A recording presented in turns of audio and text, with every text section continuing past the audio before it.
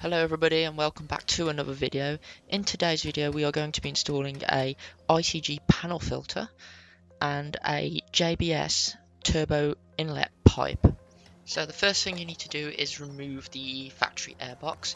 This can be done from the screw here at the front, the breather hose on the left hand side, and then there's a pipe clipped onto the right hand side which you also need to remove as well. You don't want to leave this clipped in, otherwise you could break something as you pull the airbox off. Before you can pull the airbox out, you need to compress this little hose clamp at the back with a pair of pliers, and then the airbox should just pop out. Once the airbox is removed, this is as simple as removing these T25 screws on the back and popping the new one in and taking the old one out. To remove the stock turbo elbow, you're going to need a long T30 driver like this one, just so you can feed it through the hole and actually undo the screw.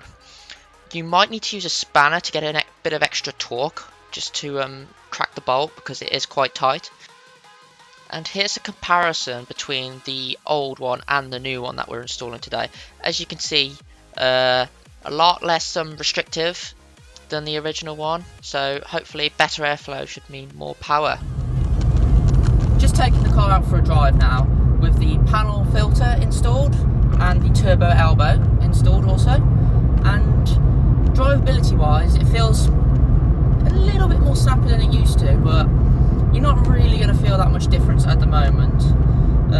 Apparently the turbo elbow itself should give you, according to the website, up to 5 horsepower, which you're not really going to feel, to be honest. And the panel filter just gives you a bit of extra throttle response. But yeah, the sound though from the turbo elbow and the panel filter combined is actually pretty cool. So performance wise, the idea of me buying these and installing these two parts is for when I get the car remapped eventually.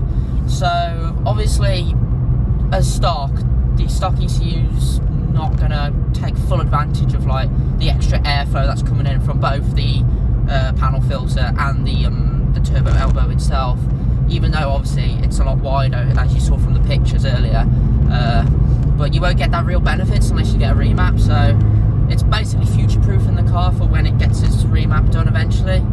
So I think this car should be able to get about 145 horsepower out of the current mods it's got, so that should feel pretty cool when we get to that point, which will be soon. I'm not sure yet, we'll have to wait and see, but yeah, stay tuned if you want to see that in the future. Okay, here we go. We're going to drop the car down into 4th gear. We're just about to hit 60 mile an hour road, hopefully.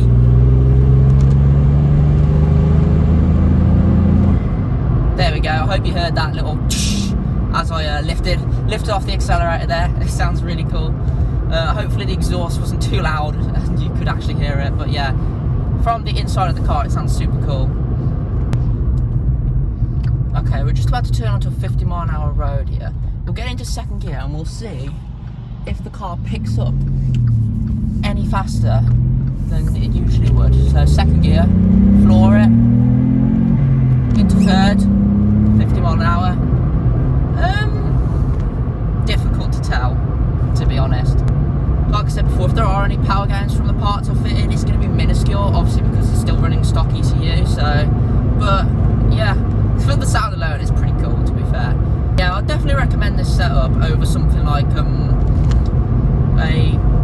the forge induction kit, for example, and like the blow-off valve and stuff. Obviously I know those parts are quite expensive as well, where these two parts together, I think the ITG panel filter was around 60 quid, and the elbow, the turbo elbow intake pipe, was £85 delivered. So altogether about 160 quid delivered, so it was not too bad price wise. Where if you used to buy something like forge induction kit, for example, 260 quid on its own, and yes, it's going to make a bigger induction noise than what this is because obviously it's a cone filter rather than a panel filter, so yeah. But honestly, like getting in hot air into the it's going to suck a lot of hot air into the engine because obviously it's sat right on top of the engine bay itself, whereas at least with the stock airbox it kind of pulls air from the side. I know it's not perfect, but I don't know, it just doesn't really seem logical to me. If there was, I know Racing Line do a version of a it's not really a pod filter, but it's kind of like an induction kit, I suppose. But that's like, it's really expensive. I can't remember, but it's even more. It's like 300, 400 quid maybe. And it's just stupid. It's only a 1 litre engine. It doesn't need that much air. So yeah, I think you're best off just going for a panel filter and then getting the turbo elbow. That seems to be like the sweet spot, like price to performance wise anyway. If you guys have enjoyed this video, then please give it a like and subscribe. I much appreciate it. And hopefully I'll see you guys again soon. Alright, bye for now everyone.